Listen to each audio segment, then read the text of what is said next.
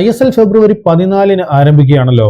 എല്ലാ ടീമുകളും പങ്കെടുക്കുന്ന AFF അറിയിച്ചിട്ടുണ്ടെങ്കിലും ഒഡീഷ FC മാത്രം ഇതുവരെ ഒഫീഷ്യലായിട്ട് ഇതിനെക്കുറിച്ച് പ്രതികരിച്ചിട്ടില്ല. ISL പങ്കെടുക്കുന്നത് സംബന്ധിച്ച് തീരുമാനം അറിയിക്കാൻ ഒഡീഷ FCക്ക് ഇന്ന് വൈകിട്ട് 5 മണി വരെ AFF സമയം അനുവദിച്ചിട്ടുണ്ട്. അതേസമയം എല്ലാ ക്ലബ്ബുകളും അടുത്ത സാമ്പത്തിക ബാധ്യതയിലൂടെയാണ് കടന്നു പോകുന്നതെന്ന് എല്ലാവർക്കും അറിയാം. ഇപ്പോൾ ISL പങ്കെടുക്കണമെങ്കിൽ താരങ്ങളോട് തങ്ങളുടെ ശമ്പളം വെട്ടിക്കുറയ്ക്കണമെന്ന് എല്ലാ ക്ലബ്ബുകളും ആവശ്യപ്പെട്ടിട്ടുണ്ട്.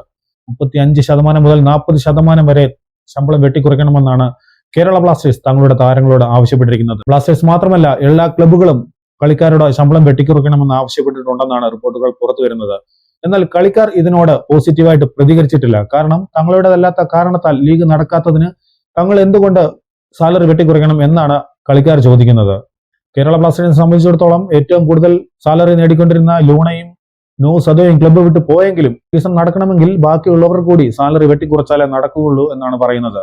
അതേസമയം ISL വിന്നേഴ്സ് ആകുന്ന ടീമുകൾക്ക് 2.5 കോടി രൂപയും റണ്ണേഴ്സ് ആകുന്നവർക്ക് 1.5 കോടി രൂപയുമാണ് പ്രൈസ് മണിയായിട്ട് ലഭിക്കുക. പങ്കെടുക്കുന്നതിനുള്ള ഫീസായിട്ട് തന്നെ ഓരോ കോടി രൂപ വീതം നൽകണം.